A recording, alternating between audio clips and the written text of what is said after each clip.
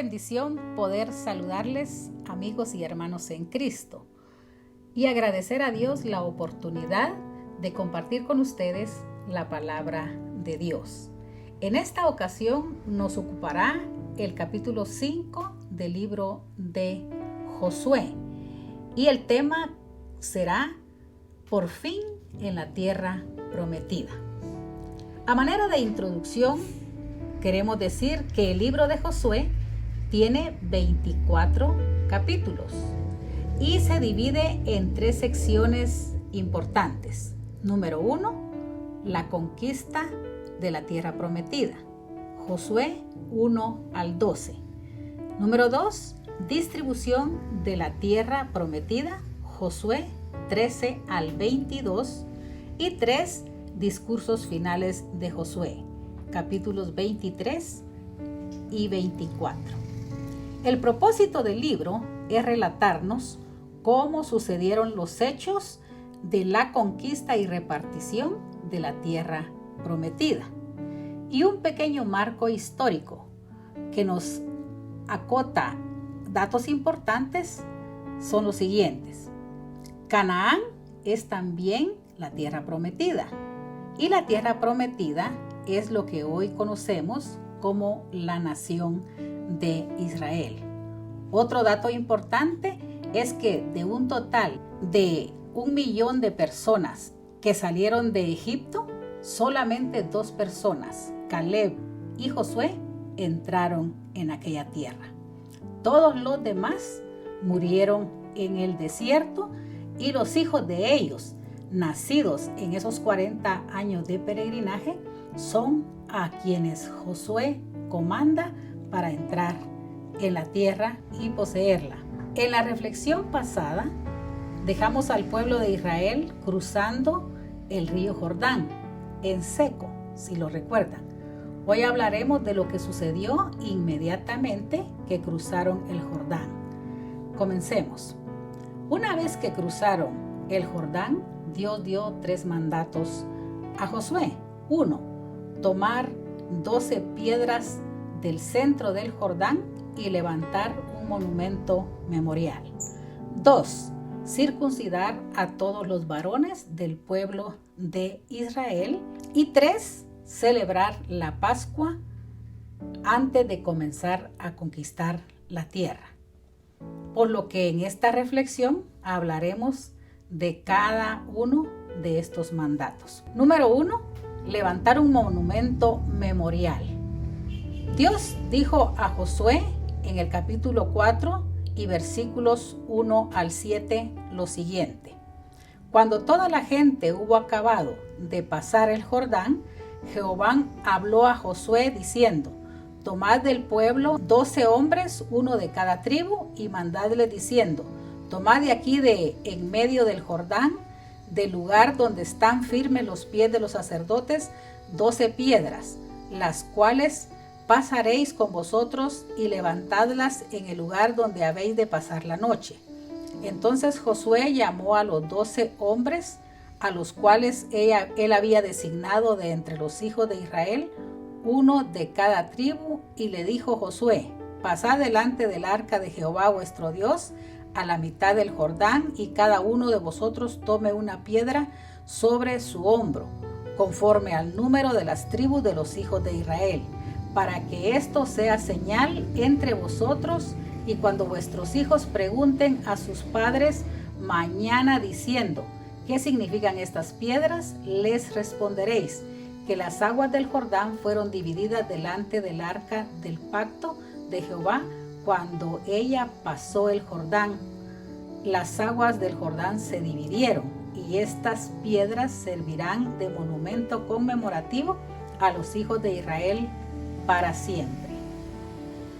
Después de que los israelitas pasaron el río sanos y salvos, uno pensaría que de inmediato comenzaron a conquistar la tierra, pero esto no fue así.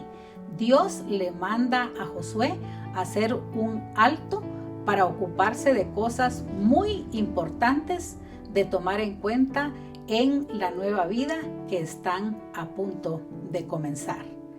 Las 12 piedras tomadas del centro del río Jordán es del lugar donde los sacerdotes que cargaban el arca del pacto se detuvieron mientras que todo el pueblo cruzaba en seco el río.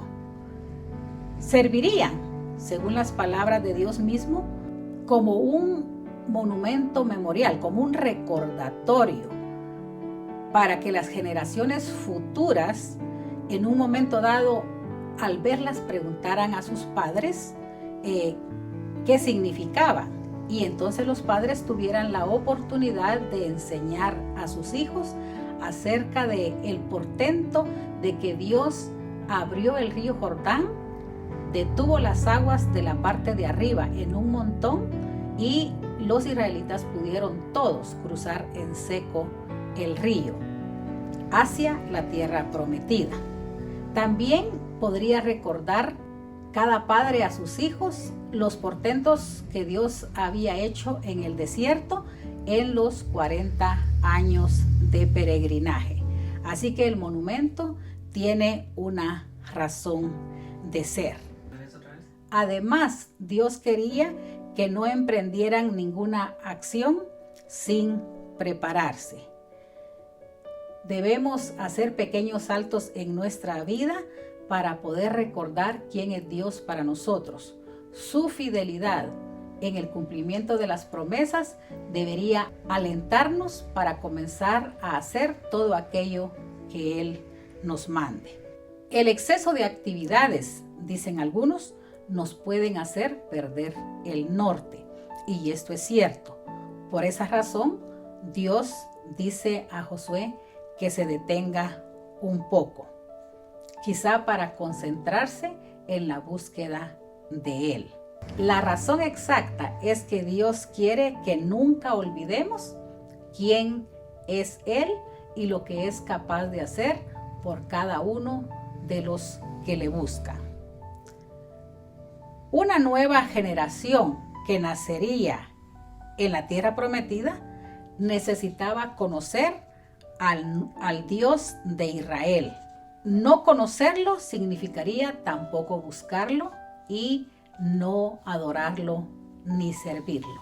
He ahí la importancia de hacer un espacio en el tiempo para tomar cartas en el asunto. A partir de que el pueblo de Israel está en la lupa de Dios y cuando Dios planifica sacarlos de Egipto, Dios trae 10 plagas contra Egipto que no afectaron a los israelitas a pesar de que se encontraban en medio de ellos. Luego abrió el Mar Rojo para que estos cruzaran en seco. Luego terminó con el ejército de Faraón en el mismo Mar Rojo. Les dio el maná todos los días. Convirtió las aguas amargas en aguas dulces. Les dio codornices cuando ellos pidieron carne. Dios los guió por medio de una nube durante el día y una columna de fuego para que los iluminara durante la noche. Dios no permitió que sus ropas y sus calzados se envejecieran en los 40 años. Pero lo más importante es reconocer que Dios fue fiel y estuvo con ellos todo el tiempo. No podemos dejar de mencionar que el número 12 es significativo en la Biblia. En la versión Reina Valera se repite al menos unas 165 veces. El número 12 indica un sistema de gobierno perfecto. Los eruditos bíblicos se basan en que Jesús escogió a 12 apóstoles para dirigir y gobernar la iglesia primitiva. 12 tribus formaban la nación de Israel. 12 piedras en el pectoral del sumo sacerdote, representando a las 12 tribus de Israel. Éxodo 28, 17 al 21. 12 panes de la proposición debían ser colocados en una mesa enfrente al lugar santo, según Éxodo 25, 23 al 30. 12 espías fueron enviados por Moisés a inspeccionar la tierra de Canaán, Números 13, 1 al 33. 12 fuentes de aguas fueron encontradas en Elim después de partir de Mara, Éxodo 15, 27. 12 piedras usó el profeta Elías para erigir un altar en el monte Carmelo, y la palabra dice que cayó fuego del cielo y consumió la ofrenda que estaba sobre el altar. Primera Reyes 17, 30 al 40. El templo de Salomón tiene el número 12 como uno de sus grandes factores, en contraste con el tabernáculo que levantó Moisés en el desierto, el cual tenía el número 5. 12 son los profetas menores. 12 años tenía Jesús cuando se fue al templo y habló sus primeras palabras que están registradas en la Biblia, Lucas 2:42. 12 discípulos escogió Jesús para seguirlo. 12 legiones de ángeles puede enviar el Padre a Jesús si Él en un momento le pide ayuda. 12 cestas llenas sobraron en el milagro de la alimentación de los 5,000. 12 apóstoles nombró Jesús como dirigentes y gobernantes de la iglesia primitiva, Mateo 19, 28. 12 tronos con Jesús y sus 12 apóstoles juzgarán a las 12 tribus de Israel. 12 puertas hay en la Nueva Jerusalén, 12 cimientos, y el nombre de los 12 apóstoles están escritos en cada uno de ellos. 12 piedras preciosas adornan cada uno de los cimientos: jaspe, zafiro, ágata, esmeralda, ónice, cornalina, crisólito, berilo, topacio, crisopraso, jacinto y amatista. 12 puertas y 12 perlas, una perla en cada puerta, se mencionan de la Nueva Jerusalén. El muro de la ciudad tiene 144 codos, que son 12 multiplicado por 12. Todo eso existirá eternamente. Por lo tanto, el número 12 representa la perfección eterna.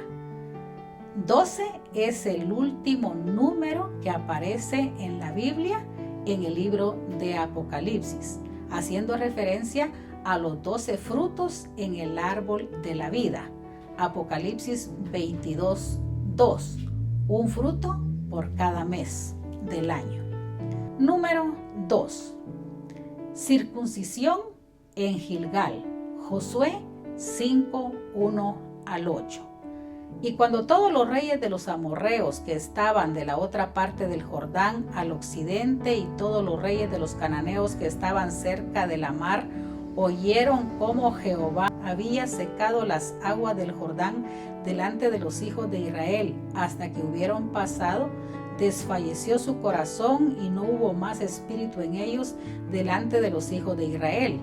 En aquel tiempo Jehová dijo a Josué: hazte cuchillos afilados y vuelve a circuncidar la segunda vez a los hijos de Israel. Y Josué se hizo cuchillos afilados y circuncidó a los hijos de Israel en el monte de los prepucios. Esta es la causa por la cual Josué los circuncidó. Todo el pueblo que había salido de Egipto, los varones, todos los hombres de guerra, habían muerto en el desierto por el camino, después que salieron de Egipto, porque todos los del pueblo que habían salido estaban circuncidados, mas todo el pueblo que había nacido en el desierto por el camino después que salieron de Egipto no estaban circuncidados. Porque los hijos de Israel anduvieron por el desierto 40 años hasta que toda la gente de los hombres de guerra que habían salido de Egipto fue consumida, por cuanto no obedecieron a la voz de Jehová, por lo cual Jehová les juró que no les dejaría ver la tierra de la cual Jehová había jurado a sus padres que no la daría, tierra que fluye leche y miel. Y los hijos de ellos que él había hecho suceder en su lugar, Josué los circuncidó, pues eran incircuncisos porque no habían sido circuncidados por el camino. Y cuando hubieron acabado de circuncidar a toda la gente, quedáronse en el mismo lugar en el campo hasta que sanaron. Los cananeos y los amorreos eran los dos grupos principales en la tierra de Canaán. Al momento que los israelitas invadieron la tierra, los cananeos temieron. Los cananeos adoraban muchos dioses. Baal era su predilecto. La cultura cananea era materialista y su religión muy sensual. La historia registra que los israelitas se involucraron muchas veces en la adoración a Baal en el paso del tiempo. Los dioses de los amorreos también corrompieron la adoración de Israel al Dios verdadero. Los israelitas pasaron innecesariamente 40 años en el desierto, solo porque temían a los cananeos. Subestimaron el poder de Dios y olvidaron que Dios estaba con ellos. Realmente eran los cananeos los que temían a los israelitas, porque habían oído de las grandes victorias que Dios había dado a Israel, no solo en el tiempo de Moisés, sino también en el tiempo de Josué. El consejo para nosotros entonces es que no subestimemos el poder de Dios que opera en favor de nosotros en toda situación y en toda circunstancia. El rito de la circuncisión señala a Israel como el pueblo del pacto con Dios. Cuando Dios pactó con Abraham, exigió que todos los varones de su casa fueran circuncidados y comenzó una nueva vida con Dios. Génesis 17:13. Algunas culturas hasta el día de hoy utilizan el rito de la circuncisión, por ejemplo, para señalar que el varón ha llegado a la edad adulta. En el pueblo judío aún se practica este rito como señal de el pacto de Dios. Dios sería su Dios y ellos serían su pueblo.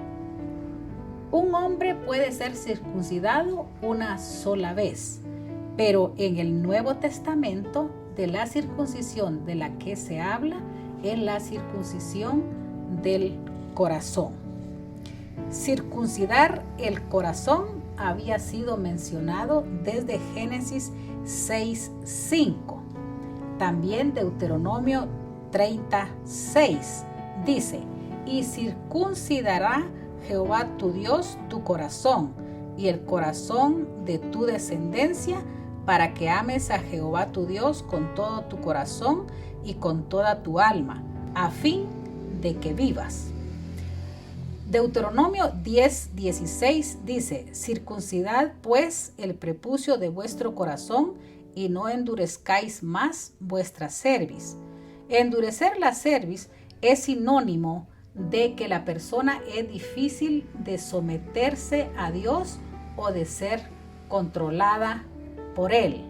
Jeremías 4:4 dice respecto de la circuncisión: circuncidados a Jehová y quitad el prepucio de vuestro corazón, varones de Judá y moradores de Jerusalén, no sea que mi ira salga como fuego y se encienda y no haya quien la apague por la maldad de vuestras obras. El apóstol Pablo lo expresa de la manera siguiente en Romanos 2:29, sino que es judío el que lo es en lo interior, y la circuncisión es la del corazón, en espíritu, no en letra, la alabanza del cual no viene de los hombres, sino de Dios. Jeremías 32:39 agrega: y les daré un corazón para que me conozcan que yo soy Jehová, y me serán por pueblo, y yo les seré a ellos por Dios, porque se volverán a mí de todo su corazón. En este tiempo, la circuncisión es solamente una aplicación espiritual de lo que antes fue una práctica física. Filipenses 3:3 dice: porque nosotros somos la circuncisión, los que en espíritu servimos a Dios y nos gloriamos en Cristo Jesús, no teniendo confianza en la carne. Colosenses 2:11 dice: en él también fuisteis circuncidados con circuncisión no hecha a mano, al echar de vosotros el cuerpo pecaminoso carnal en la circuncisión de Cristo. Pablo nos dice que quien ha comprendido las enseñanzas de Jesús no necesita circuncidar el prepucio, sino debe únicamente circuncidar su corazón, es decir, que sus pensamientos y las intenciones del corazón deben ser justas y en armonía con la voluntad de Dios. Isaías 52:1 y 2 dice: despierta, despierta, vístete de poder, oh Sión, vístete tu ropa hermosa, oh Jerusalén, ciudad santa, porque nunca más vendrá a ti incircunciso ni inmundo. Sacúdete del polvo, levántate y siéntate. Jerusalén, suéltate de las ataduras de tu cuello, cautiva hija de Sión. Ezequiel 37:27 dice: estará en medio de ellos mi tabernáculo y seré a ellos por Dios y ellos me serán por pueblo. Zacarías 2:10 dice: canta y alégrate, hija de Sión, porque he aquí vengo y moraré en medio de ti, ha dicho Jehová. Levítico 26:12 y andaré entre vosotros y yo seré vuestro Dios y vosotros seréis mi pueblo. Por último, de lo que está hablando el apóstol Pablo acerca de la circuncisión en 2 Corintios 6:16, que dice: ¿y qué concierto tiene el templo de Dios con los ídolos? Porque vosotros sois el templo del Dios viviente. Como Dios dijo: habitaré y andaré en ellos y seré el Dios de ellos y ellos serán mi pueblo.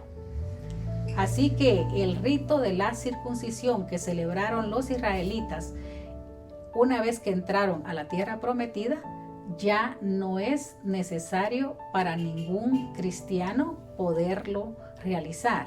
Más bien, lo que Dios quiere es que vivamos de acuerdo a sus ordenanzas, de acuerdo a sus propósitos y a su soberana voluntad. Número 3, celebración de la Pascua. Capítulo 5, versículo 10. Esta Pascua fue la primera celebrada en la tierra prometida y únicamente 2 habían sucedido en el correr del tiempo de los 40 años.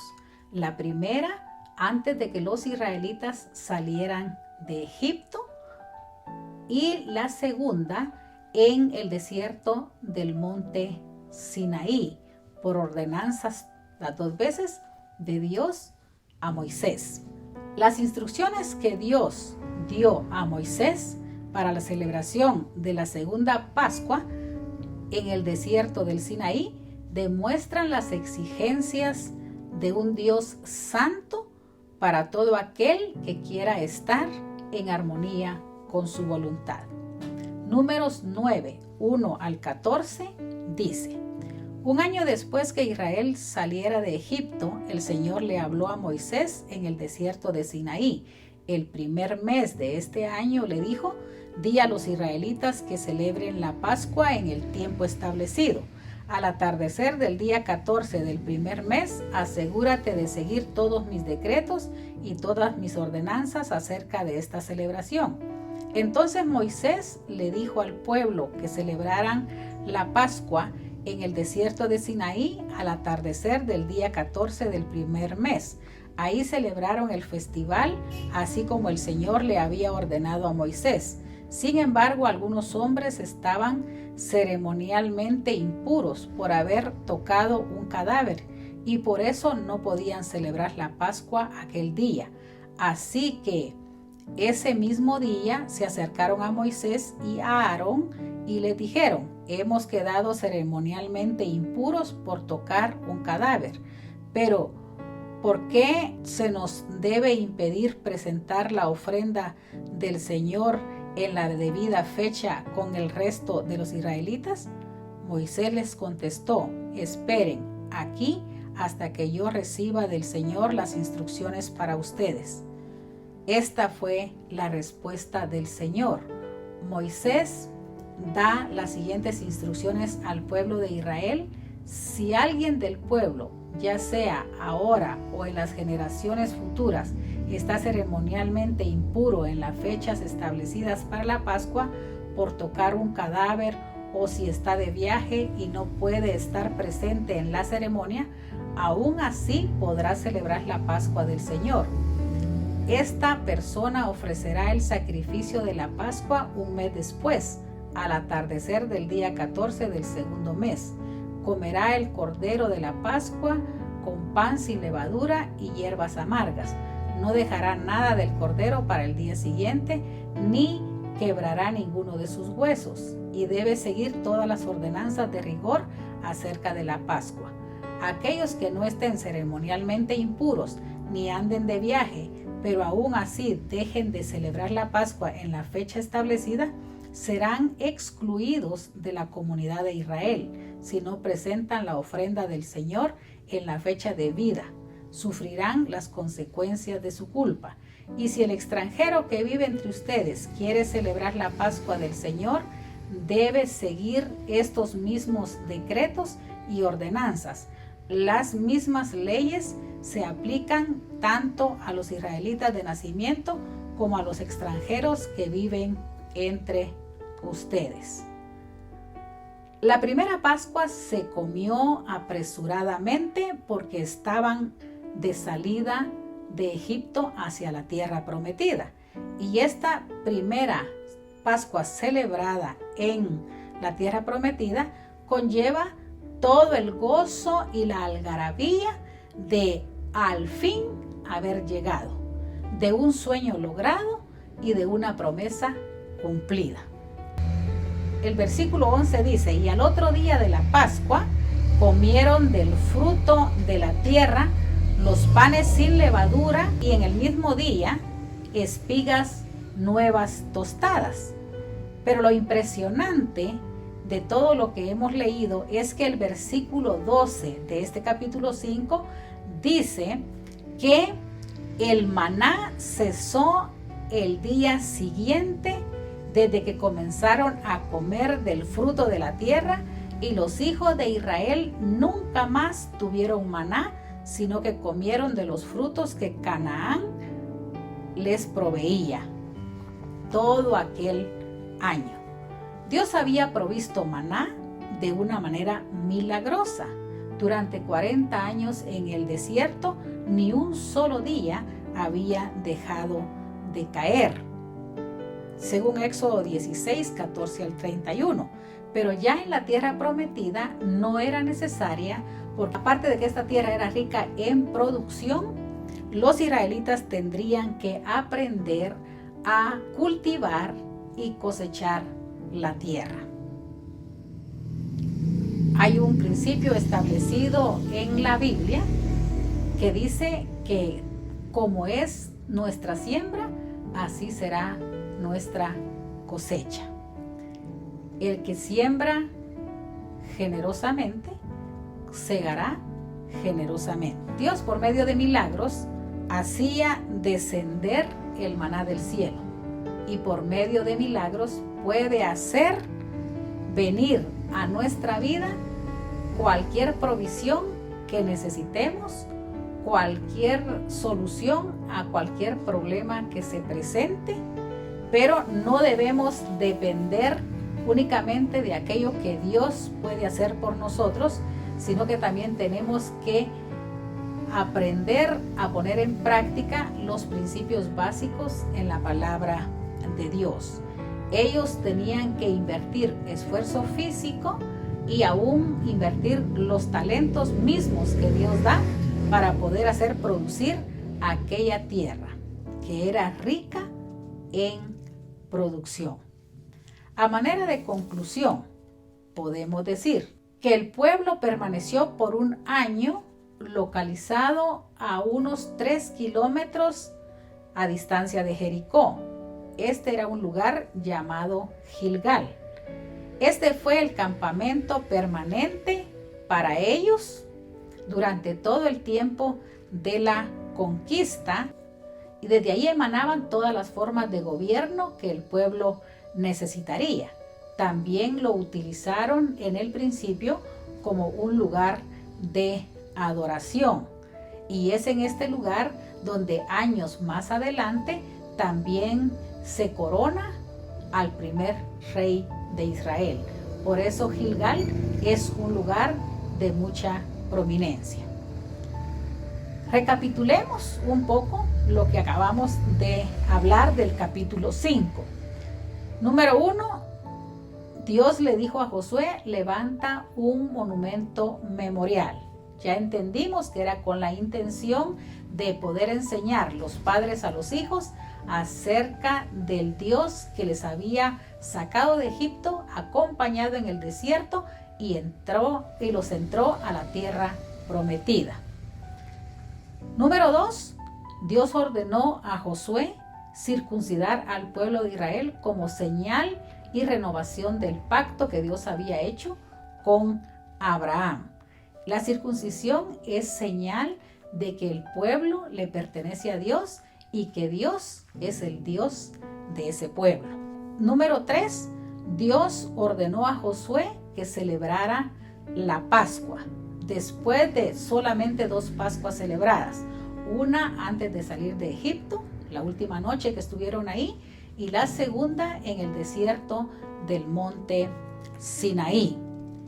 Esta celebración de la Pascua conllevaba, dijimos, el regocijo de haber entrado por fin a la tierra que Dios les había prometido a los padres, a Abraham, Isaac y Jacob. Los últimos versículos del capítulo 5 y el capítulo completo número 6 nos servirá para reflexionar la próxima semana sobre las instrucciones que Dios da acerca de cómo comenzar la conquista de la tierra prometida. Por hoy, que nos sea suficiente entender y saber que el mismo Dios de Israel es el Dios también de nosotros, y que de la misma manera que se manifestó con ellos por más de 40 años, quiere también manifestarse en nosotros. Es importante también tener claro que lo único que Dios requiere de nosotros es que le busquemos y le seamos fieles, que le busquemos con sencillez de corazón y le seamos fieles tanto como Él lo es para nosotros. Estaremos listos para comenzar a hacer lo que Dios quiere que seamos. Es mi deseo que de esta manera suceda en cada uno de nosotros.